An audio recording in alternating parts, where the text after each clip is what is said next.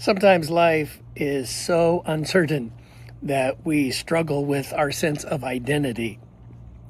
I remember trying my best to be like an Alaska villager in Barrow and Nupia. And I did my best. I wanted to fit in. I wanted to match. And then my parents moved me to Anchorage. And I'm like, well, now who am I? Kind of the uncertainty of changing schools, changing where we live. Very uncertain time for me. Another illustration is pastoring at MCA Church for 40 years. And on June 13th, 2023, that was 40 years to the day. And that day is the day, my last day of pastoring. I woke up the next day thinking, who am I? What do I do? How am I made? So uncertainty can bring challenges to our sense of identity. Psalm 139, I think, is a fabulous psalm to help us when in moments of uncertainty, we need to be reminded of our identity. We'll read the first 6 verses. You have searched me, Lord, and you know me. You know when I sit and when I rise. You perceive my thoughts from afar. You discern my going out and my lying down. You are familiar with all my ways. Before a word is on my tongue, you, Lord, know it completely. You hem me in behind and before, and you lay your hand upon me. Such knowledge is too wonderful for me, too lofty for me to attain. Interestingly, in relationship to our identity, in times of uncertainty, and in alignment with Psalm 139, please notice in the first 6 verses of this powerful psalm, we hear the word you, speaking of God, or yours. You have searched me. You know me. The list continues throughout those 6 verses. In other words, Psalm 139 anchors our identity not in what we do, not really even in who we are, but in God. We are anchored in the person and character and nature of God. This offers a counter narrative to the anxiety of not knowing who we are. Rather than defining identity through achievements, relationships, or circumstances, the psalmist anchors our identity in the character and actions of God. I've heard it said, I'm not who I think I am. I'm not who you think I am. I am who I think you think I am. That's a cute saying, but I don't think it's quite accurate. I'm not who I think I am. I'm not who you think I am. I'm not who you think I am. I am who God knows me to be.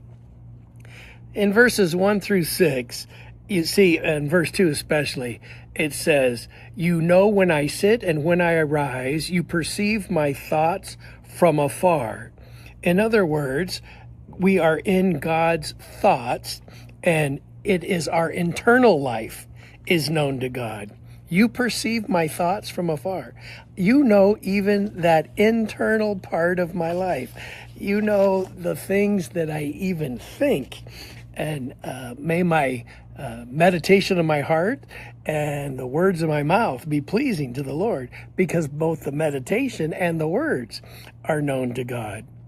It says in verse 3, you are familiar with all my ways. Not only does God know my internal life, my identity is who God knows my internal life to be. It's God knows my external actions. He is familiar with all my ways. There's a common problem that many of us have. For example, we say, I'm a generous person. But when we look at compliments, we look at funding, we look at time, and so we realize, hey, I'm not as generous as I thought I was.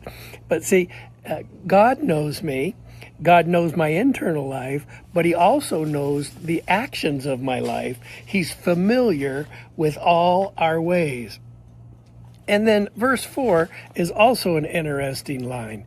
Before a word is on my tongue, you, Lord, know it completely. He knows our unspoken words. God knows the things we haven't said. He not only knows what we think, you perceive my thoughts from afar. He not only knows the ways of our life, but he knows our unspoken words.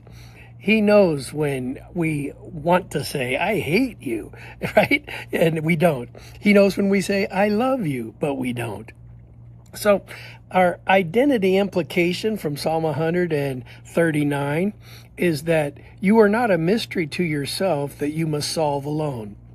You're not a mystery to yourself that you must solve alone. Your identity is secure because you are fully known by another.